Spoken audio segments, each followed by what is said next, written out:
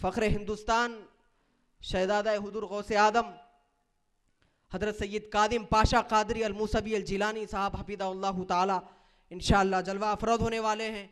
और ज़ियाए दक्कन हज़रत अल्लामा सैयद शाह ज़ियाउद्दीन नक्शबंदी साहब कादरी बानी अबुल हसनात इस्लामिक रिसर्च सेंटर का भी इंशाअल्लाह खिताब होगा।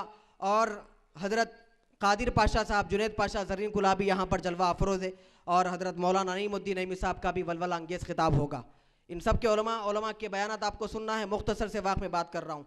एक उम्मती का अपने नबी से दो तरह का ताल्लुक़ होता है। बोलिए मेरे भाई, कितने तरह का ताल्लुक़ होता है?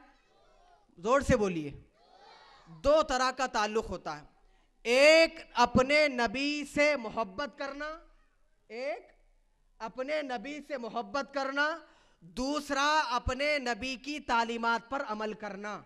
ये दो तरह का ताल्लुक़ उम्मती का अपने नबी से होता है। समझ रहे मेरी बात?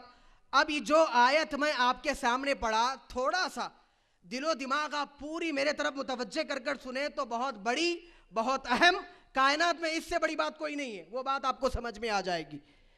एक नबी का एक उम्मती का अपने नबी से दो तरह का ताल्लुक़ होता है। पहला ताल्लुक़ अपने नबी से मोहब्बत करना, दूसरा ताल्लुक़ अपने नबी की तालीमात पर अमल पैरा होना।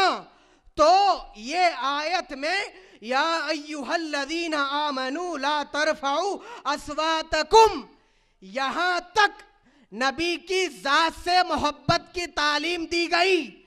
नबी की ज़ात से जो मोहब्बत है ये उसका ताल्लुक़ है। अन तहबत आमालुकुम व अंतुम ला तशउरून, तुम्हारे पूरे आमाल तबाह कर दिए जाएंगे, तुमको पता भी नहीं चलेगा। ये है दूसरा ताल्लुक़ जो तालीमात का है। एक मोहब्बत का, दूसरा तालीमात का।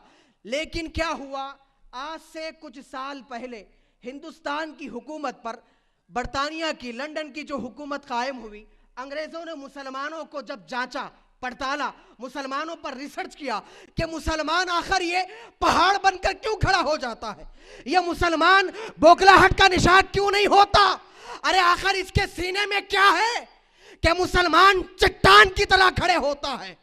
मुसलमान पर हुकूमत कैसे करें, मुसलमान को तबाह व ताराज कैसे किया जाए, मुसलमान का तख्तो ताज कैसे छीना जाए।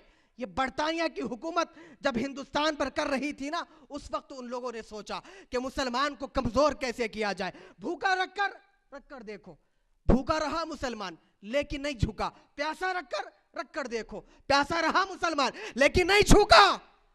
माल छीना गया, आजमाओ मुसलमान को, लेकिन नहीं झुका। अरे जब सर्च किया गया, अरे आखिर क्या बात है कि सब कुछ हो रहा है लेकिन मुसलमान झुकने का नाम नहीं लेता, तो पूरा सर्च करने के बाद आखिर में उनको एक पॉइंट क्या मिला मालूम, ये मुसलमान के अंदर जो जौलानी तुम्हें नजर आ रही है ना, उसकी वजह मालूम है तुम्हें क्या है? उसकी वजह यह है इनके दिलों में इनके नबी की मोहब्बत है। क्या हुआ भाई, उतने फजाइल सुनाया ना, जोर से सुभान अल्लाह बोलिए। बैटरी है ना सैमसंग की चाइना की है? अभी तो है ना, चार्ज हो रही ना मेरे भाई, सुभान अल्लाह बुलंद आवाज से बोलिए। तो इनके सीने में, मुसलमान के दिल में क्या है? इश्क मुस्तफा है। अगर ये इश्क मुस्तफा खत्म हो जाए, अगर इस इश्क मुस्तफा में दरारें डाल दिए जाए तो मुसलमान तितर बितर हो जाएगा। मुसलमान को झुकाया जा सकता है, मुसलमान पर हुकूमत की जा सकती है, मुसलमान का तख्तो ताज छीना जा सकता है, मुसलमान पर हुकूमत की जा सकती है। क्या हुआ? ऐसा करो, नबी का अपने उम्मती से जो दो तरह का ताल्लुक है ना, एक ताल्लुक तालीमात का, एक ताल्लुक मोहब्बत का, अगर तालीमात को छेड़ा जाए, तालीमात को अगर नुकसान किया जाए तो मुसलमान रिवर्स आएगा। यानी हम पर मारम तोड़ी होगी, हम हुकूमत नहीं कर सकते। मस्जिद बंद कराओ, परेशानी हो जाएगी। हज को जाना छोड़ दो, प्रॉब्लम हो जाएगा। नमाजों में खलल डाल दो, परेशानी हो जाएगी। जी अपने खुदा की इबादत मत करो, बहुत बड़ा प्रॉब्लम हो जाएगा। क्या करे, ये तो जाहिर दिखने वाली इबादतें हैं, इस पर अगर हम हमला करेंगे तो मुसलमान हमारी बात नहीं सुनेगा। तो बोले क्या करेंगे भाई, क्या करेंगे? ऐसा करेंगे कि मुसलमान को अंदर से बौखला कर देंगे। ऐसा करेंगे कि मुसलमान बाहर तो दाढ़ी रखेगा।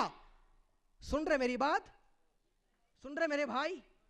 मुसलमान बाहर से तो दाढ़ी रखेगा, मुसलमान बाहर से कुर्ता पजामा तो पहनेगा, मुसलमान बाहर से तो मस्जिदों को जाता आता रहेगा, मुसलमान काबतुल्लाह को जाएगा, मुसलमान पूरे दीन के कामों काज अंजाम देता रहेगा। लेकिन इसके दिल में जो इश्क रसूल है उसको खत्म करना है तो क्या करना? ऐसा करना, मास्टर प्लान बनाया गया, ऐसा प्लान बना कि मुसलमान को समझ में नहीं आया कि क्या प्लान बना गया, कैसे नुकसान हुआ। वो प्लान ये था, इनके दिल में जो इश्क रसूल है उसको खत्म करना है, नबी की गुस्ताखियां भर दो। तो झगड़े शुरू हो गए, कोई हयात व वफात का झगड़ा लेकर बैठ गया, कोई नूर व बशर का झगड़ा लेकर बैठ गया, कोई अपने नबी को या रसूल अल्लाह कहे तो फतवा लगाता है मुल्ला, ये या रसूल अल्लाह कहना शिर्क है। अब नमाजें तो हो रही है, ज़कातें तो दी जा रही, हज को तो जा रहा, रमजान के रोजे तो रखे जा रहे, लेकिन दिल में आका का बग़्ज़ रखा गया।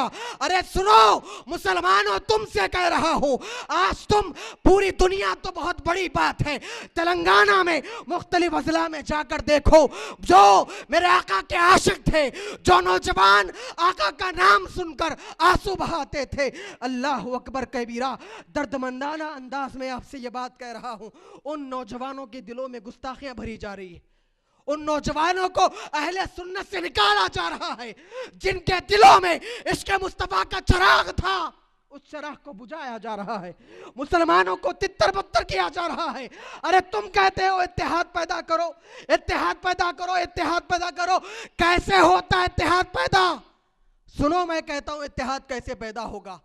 एक बाप है, एक अदालत समझिए, मैं आपको जज बनाकर ये बात आपसे पूछ रहा हूं, जवाब आपको देना है। एक बाप है, माँ है, 4 बेटे हैं। बेटे बाप के सामने सर झुका के सलामा करे, अच्छे अच्छे अदब करे, जो करना था करे। एक दिन बेटा क्या कर दिया, टांग पे टांग डाल के बैठना शुरू कर दिया बाप के सामने। तो बाप बोले बेटा ये तरीका नहीं है। अरे छोड़ो जी, तुम्हारी उम्र बड़ी हो गई, बड़ा हो गया, छोटी हो गई तुम्हारी उम्र, बूढ़े हो गए तुम। दूसरा बेटा एक गुस्ताखी करा, तीसरा करा। जिस घर में जन्नतों का माहौल था, जन्नतों की फजाएं आती थी, जिस घर में खुशगवार माहौल था, उस घर में एक बेटे ने अपने बाप से गुस्ताखी की, तो क्या अब खुशगवार माहौल रहेगा? रहेगा मेरे भाई? इत्तेहाद वाला माहौल रहेगा? घर में खुशियों का माहौल रहेगा?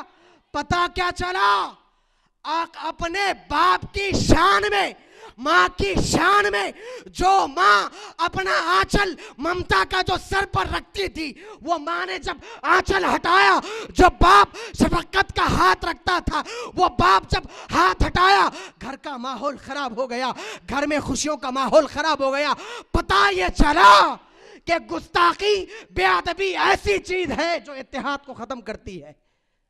तो अगर तुम ये चाहते हो कि मुसलमानों में इत्तेहाद पैदा हो, और इल्जाम हमारे ऊपर, अहले सुन्नत के नौजवान, अहले सुन्नत के उलमा जज्बाती तकरीरें करके मुसलमानों को तोड़ रहे, हम तोड़ रहे मुसलमानों को।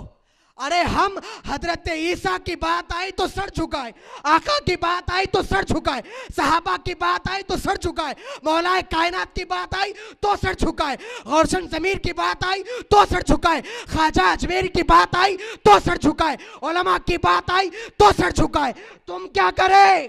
तुम नबी की बात आई तो हाजिर और नाजिर के झगड़े तुमने छेड़े हैं, हयात व वफात के झगड़े तुमने छेड़े हैं। औलिया की बात आई, दरगाहों को शिर्क का अड्डा कहकर फतवा तुमने लगाया है, फातिहा देना बिदअत कहकर यह फतवा तुमने जारी किया है। अरे हमसे मत बोलो, 1400 साल से इत्तेहाद की तालीम हम दे रहे और तुम गुस्ताखियां कर कर इत्तेहाद को खत्म कर रहे हो। अरे हमारे बड़े ने तो इत्तेहाद की तालीम हमें कैसा कैसा दिया, वो तो ज़रा सुनो मेरे भाई। मुर्शिद की बारगाह में मुरीद आया, खैंची देकर बोला हज़रत मेरे एरिए में खैंची अच्छी बनती, तोहफे में लाया हूँ। मुर्शिद खैंची ले लिए, लेके बोले बेटे खैंची देने से बजाय सुई देता तो अच्छी खुशी होती थी। मुरीद बोला जो बात खैंची में नहीं है वो सुई में क्या है? मुर्शिद बोले बेटे खैंची का काम है कपड़ों को काट काट के जुदा करना, और सुई का काम है टूटे हुए कपड़ों को एक जगह जमा करना। हमको जोड़ना पसंद है, तोड़ना पसंद नहीं है। ये हमारे अकाबिर ने हमको तालीम दी है, ये हमारे बुजुर्गों ने तालीम दी है। अरे हमारी गुट्टी में रखा गया इत्तेहाद क्या है, हमसे मत पूछो। हम तो इत्तेहाद की तालीम 1400 साल से दे रहे, तुमने गुस्ताखियां कर कर इत्तेहाद को खत्म किया है। मैं आपसे अपील करता हूं, गुजारिश करता हूं कि नौजवानों को सही अकीदा सिखाओ। अपने नौजवान, एक बाप यही उम्मीद कर कर बैठा अपने बेटे से, यही सोचे। आखिरी बात कहकर तकरीर को खत्म कर रहा हूं। बाप बेटा घर के सामने नाश्ता ना, तो नाश्ते यहाँ से 10 रुपए उड़ा दिया। उड़ाते घर में से निकले साहब मैं कमा के लाता हूँ, तू उड़ाता। 25 मारा, गिन के मारे, हो गया। तो बाप बेटा 10 रुपए बाप की कमाई को उड़ाया तो बाप को तकलीफ हुई, लेकिन वही बेटा आज गुस्ताखे रसूलों के साथ फिर रहा है, गुस्ताखों की जमात में जा रहा है, नबी की शान में गुस्ताखी कर रहा है, तो बेटे को कुछ तकलीफ नहीं हो रही। 10 रुपए निकल गए जेब से, दिल तलमला उड़ गया। लेकिन वही बेटा जिस नबी का कलिमा पढ़कर हुए जमीन पर जिंदा है, उस नबी की शान में गुस्ताखी कर रहे हैं, तो बाप को कुछ तकलीफ नहीं हो रही। नहीं मेरे भाई, ये जो जलसे मुनाकिद हुए, कन्वीनर जलसा मौलाना हजरत मोहतरम मुकाम समीउल्लाह खान साहब, समीउल्लाह साहब कदीरी, और हमारे जितने अराकीन यहाँ बैठे हैं, सदर, नायब सदर, मोतमद, नायब मोतमद, शुरका, अराकीन, 15 दिन से दिन रात मेहनतें करके आका के जश्न के मिलाद को जलसा सजाकर आपको यही बताया जा रहा है, यही पैगाम आपको दिया जा रहा है, आका के दीवाने बनो, मुस्तफ़ा के आशिक बनो, गुस्ताखियों के माहौल को खत्म करो, गुस्ताखान रसूल सल्लल्लाहु अलैहि वसल्लम की जमातों में शामिल ना हो। यही पैगाम के लिए इतना बड़ा जलसा मुनाकिद किया गया। आखिर में अल्लाह की बारगाह में दुआ करता हूँ, परवरदिगार आलम जिन जिन लोगों ने इस जलसे को सजाने संवारने में दामे दिरहमे सुखने हिस्सा लिया है, मौला उनकी हर दिली जायज़ तमन्ना को पूरी फरमा दे। अल्लाह कन्वीनर जलसा और सदर, नायब सदर, मोहतरम, नायब मोहतरम, तमाम अराकीन वाबस्तगान सबकी उम्र दराजे फरमा दे। जब कभी भी हाथ उठाकर तेरी बारगाह में बैठेंगे मौला, हमारे हाथ छूटने से भले हमारे दामन को मुरादों से भर दे। अस्सलामु अलैकुम वरहमतुल्लाह।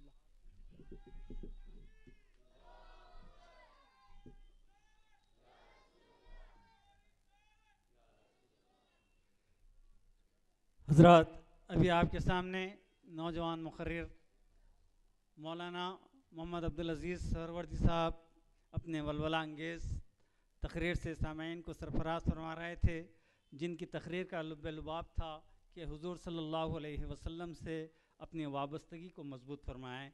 तो अब मैं, चूँकि उलमा इकराम की आमद हो चुकी है और बहुत सारे नातखान भी हाज़िर हो चुके हैं, तो मैं आली जनाब मोहम्मद शफ़ी क़ादरी साहब से अदबन गुजारिश करता हूँ कि वह आएँ और बारगाह रिसालत मआब सल्लल्लाहु अलैहि वसल्लम में हदिया नात पेश करने की सआदत हासिल फरमाएँ।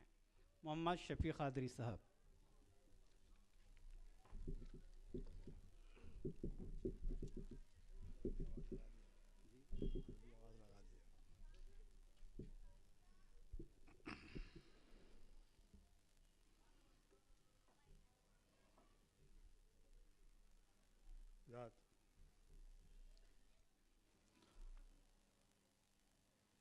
अस्सलामु अलैकुम रहमतुल्लाहि व बरकातुहू।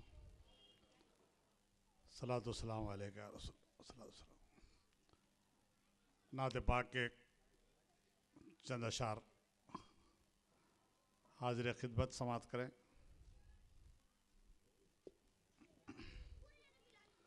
दो खतात के साथ नात का आगाज़ करता हूँ।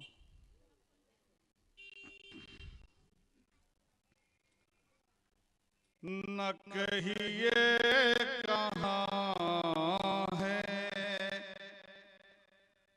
कहाँ है मोहम्मद, न कहिए कहाँ